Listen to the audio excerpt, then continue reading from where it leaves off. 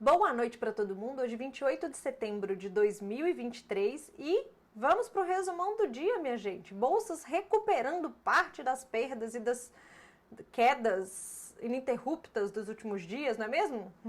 Então vamos lá, e para você que gosta do meu conteúdo, não esqueça de deixar o like e se inscrever no canal e ativar os sininhos. Eu nunca falo de ativar sininho aqui, né? Que aí você recebe a notificação no seu celular quando o vídeo estiver postado.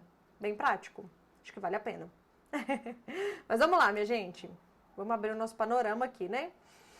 Bolsas na Ásia, elas fecham dentro da estabilidade, tá? Nada demais. As bolsas da China estão levemente positivas, isso num pré-feriadão lá, né? Porque lá na China amanhã começa um feriado que vai até a sexta-feira que vem, que é o feriado lunar. E aí a gente vai ficar à mercê aí de ver, porque assim, acaba que as movimentações da China como nosso maior parceiro comercial impactam um pouco na leitura do que a gente pode esperar para o dia em relação à nossa bolsa, né? Principalmente em relação à Vale, por exemplo, e a cotação do minério de ferro. Então, uma semana de China fechada deixa a gente meio às cegas em relação a isso. Mas de qualquer forma, nas vésperas do feriado de lá, as bolsas da China terminam dentro da estabilidade levemente positivas, minha gente, com exceção de Hang Seng, dá pra ver aqui, né? Hang Seng mais 1% de queda aqui, precificando preocupações com o setor imobiliário, tá? O CEO da Evergrande, lembra da Evergrande que eu tenho comentado aqui com vocês, que deu muito trabalho para os mercados de um modo geral em 2021? Pois bem, o CEO agora, ele tá sob vigilância. Ele não pode sair de casa se ele não for vigiado e tal, não sei o que. A situação tá bem drástica, assim, para essa empresa, para os funcionários dessa empresa, para os números dessa empresa, enfim. E isso traz mais preocupação. E assim, por mais que a Evergrande hoje ela é uma penny stock, né? Ela vale menos de uma moeda deles, né? Um yuan. Lá. E aí classificada como penny stock. E aí ela, quando uma ação ela é penny stock, ela vale menos do que uma unidade, né? Tipo, isso aqui no Brasil é R$1, sei lá, é um yuan, ela é expurgada da bolsa do Hang Seng. Então assim, ela não compõe mais. Mas o que acontece? O que acontece com ela contamina o setor. E aí o setor todo pesa, de um modo geral, e acaba contaminando a bolsa aí. E a bolsa do Hang Seng, que tem a listagem aí das empresas do setor imobiliário, tem sofrido muito esses dias por conta disso tudo que está acontecendo por lá. Mas tirando este agravante, as bolsas por lá fecham de um modo geral dentro da estabilidade. Algumas levemente positivas, a China levemente positiva, né? Tá aqui, ó, o Xangai e o Shenzhen composto. A bolsa da Austrália dentro do 0 a 0 e tudo bem tranquilo pela Ásia nessa madrugada, ok? Quando a gente vem para commodities aqui, minha gente, o minério de ferro ele sobe um pouco e ao longo do dia ele permanece nessa cotação. Hoje de manhã ele estava 852 mil yuans e permaneceu dentro desse patamar, tá? Essa alta do minério aí, indo contra, inclusive, essa crise e preocupação do setor imobiliário da China, tem muito a ver com o feriado, tá? Muitas empresas, elas acabam comprando o minério antes do feriado para dar uma estocada, para no retorno aí não passar necessidade, né? Vamos supor, todo mundo volta do feriado, aí todo mundo começa a recomprar as empresas que precisam de minério para sua produção e etc, e corre o risco de não ter no mercado ou o preço subir. Então elas acabam estocando isso. Eu já tinha comentado isso aqui com vocês. De um modo geral, em vésperas de feriado da China, acontece essa movimentação com o minério de ferro, de um modo geral. Não tomem isso como verdade. O petróleo hoje, minha gente, realização total, tá? Em relação às altas que vem acontecendo aí, né? Muitos analistas falaram que é uma realização de lucros mesmo. Quem estava comprado em petróleo, acho que fez bastante dinheiro. E aí é apenas uma realização no dia de hoje de lucros, mas estamos ainda no patamar muito alto de petróleo, né? Nós estamos falando no Brent, que é referência da Petrobras, a $93, né? O WTI aí 91. É um patamar alto de petróleo, ok? Bom, bolsas hoje, minha gente, de um modo geral, no positivo, tá? Europa no positivo, Estados Unidos no positivo e Brasil no positivo. Eu vou falar todas de uma vez só, porque o drive foi único, tá? E a gente acabou seguindo aí as movimentações dos Estados Unidos. A gente tem bolsas lá bem positivas no dia de hoje, né? A Nasdaq com 0,8 de alta, o Russell com 0,7, o S&P fechando aí com praticamente 0,6 de alta. Cadê o Dow Jones aqui, ó? O Dow Jones está mais tranquilinho, tá? E a nossa bolsa fechando aí com mais de 1% de alta no dia de hoje. Vamos lá. Hoje, minha gente, primeiro houve um alívio, uma pausa nas quedas contínuas aí em relação às bolsas nos últimos dias, né? Os treasuries, juros americanos, eles deram uma desacelerada nas altas que não paravam nunca mais e acabam derrubando as bolsas e precificando no dólar também, tá? Esse é um ponto. Mas hoje lá nos Estados Unidos, deixa eu ver se eu apertar aqui, aparece para vocês. Ah, aparece.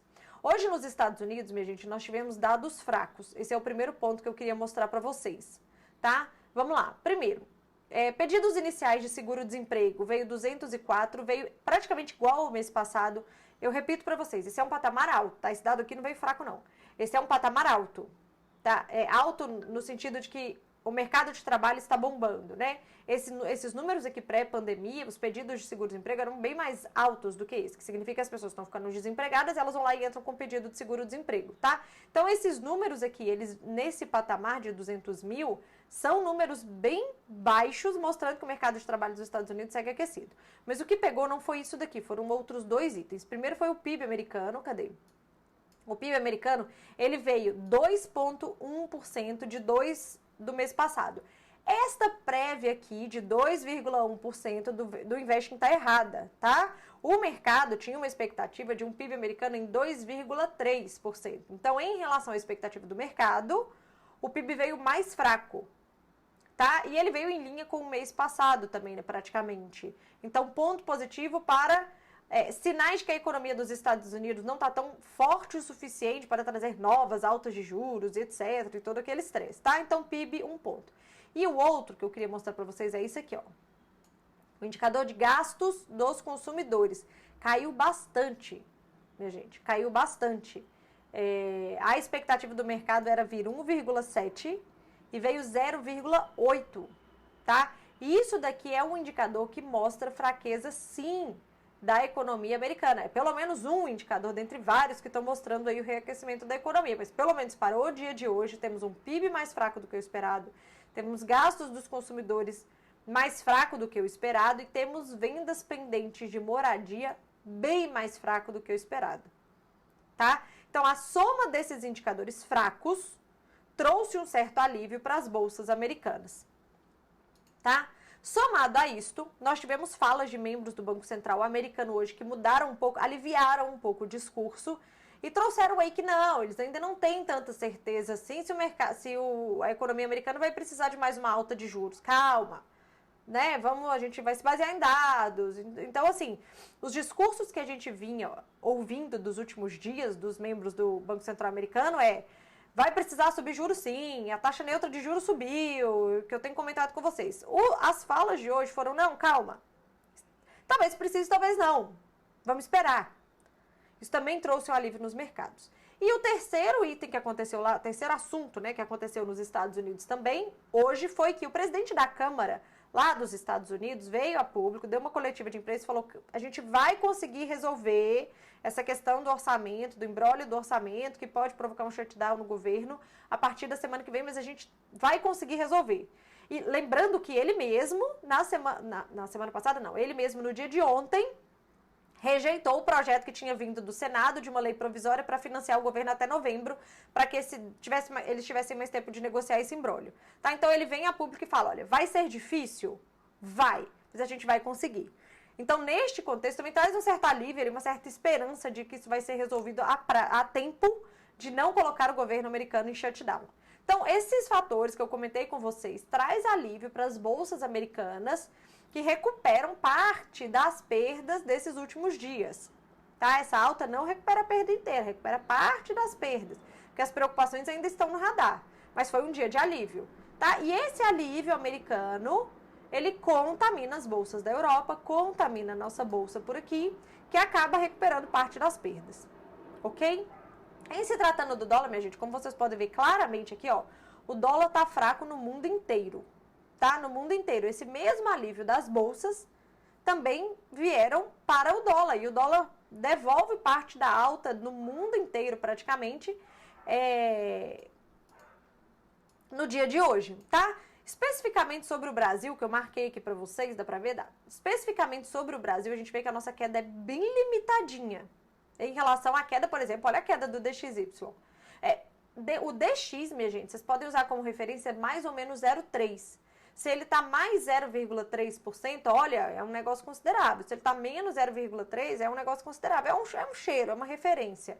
não adotem como verdade absoluta, mas assim, 0,49 no DX é uma queda significativa, né? Nós estamos falando de 0,60 no euro, né? Essas volatilidades maiores, assim, elas são típicas de países emergentes. Então, quando a gente vê isso, né, na sexta DX, você pode saber que de fato houve uma realização, tá? Aqui no Brasil, voltando aqui no Brasil, a gente não teve essa sorte no dia de hoje, porque, minha gente, a gente está num dia pré-Petax, tá? Então, principalmente para quem opera, né, porque vem conversar comigo, a gente troca uma ideia sobre isso, vocês têm que ponderar a importância da Petax, é o fechamento do valor do dólar no mês. Os investidores que estão com contratos em abertos que vão levar para a rolagem de amanhã, vão ser executados no dia de amanhã, esse preço da Petax importa muito no resultado dessa corretora, desse fundo, entendem? Né? Desse exportador, desse importador, das empresas, isso importa muito, tá? Se vocês analisarem bem, por exemplo, os estrangeiros estão bem comprados nesse mês, bastante comprados, tanto no mini quanto no cheio, tá? Então, assim, por mais que nós tivemos uma realização mais forte hoje, praticamente no mundo todo, em se tratando do dólar, nós aqui no Brasil, nós temos um drive específico amanhã, que é a nossa Petax daqui, e que, Fernanda, mas tem outros países que tem Petax também, né, que tem esse processo. Tem, mas eu não sei como é que eles estão lá, como é que os institucionais estão posicionados, como é que os estrangeiros estão posicionados, como é que os bancos estão posicionados, as empresas exportadoras estão posicionadas. Entendem? Cada caso é um caso. Há especificidades. Não sei quem vai rolar isso para amanhã ou não nos países, né? Inclusive aqui no Brasil mesmo. Entendem? Mas fato é que eu, Fernanda, eu opero com bastante cautela num dia pré-Petax, porque nos últimos meses, eu percebo que num dia antes da Petax, a nossa movimentação aqui, ela dá uma destoada, ela não é tão intensa, ela é intensa demais. Aí a gente tem que interpretar mês a mês essa situação. Mas eu tô trazendo isso para vocês aqui em relação a esse tema, tá?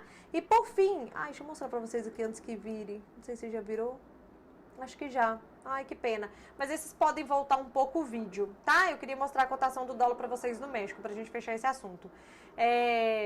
Lá no México hoje nós tivemos decisão de política monetária, tá? Eles mantiveram os juros lá em 11,25%, não teve corte ainda, o ciclo de corte de juros no México ainda não começou, lembrando que o México ele é um concorrente de fluxo emergente com a gente e outros países emergentes, obviamente, e isso pesou bastante no dólar hoje contra o peso mexicano, porque agora o site atualiza, não deu tempo de mostrar, mas aí vocês voltam um pouquinho o vídeo que ele estava mais pesado, ok?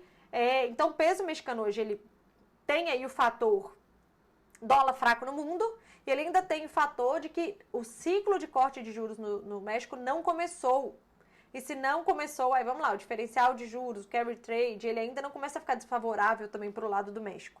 Aqui no Brasil já está ficando desfavorável, porque toda hora corta os juros um pouco. Então o carry trade aqui passa a não valer tanto a pena assim mais, né? Não passa a valer menos a pena, vai. Dado o risco Brasil e etc. E o México ainda não cortou os juros. Então isso é uma pressão ainda baixista para o dólar lá para o México, tá? E queria deixar esse destaque aqui para vocês. Mas é isso, minha gente. A nossa movimentação hoje, assim, de maneira bem macro, a nossa movimentação hoje aqui, ela é proveniente desse alívio nos Estados Unidos em relação a indicadores econômicos, a fala de membros do Banco Central e a esse imbróglio político lá da questão do shutdown também, que foi a fala do presidente da Câmara lá, tá? Espero que tenham entendido. Para quem opera, espero que tenham aproveitado as movimentações. Cuidado com o último dia do mês, vai com calma. Se tá no lucro aí, protege esse lucro seu, entendeu? Porque o importante é fechar o mês positivo e pagar as contas, minha gente. E é isso. Então tá, até o vídeo de amanhã. Beijo. Tchau.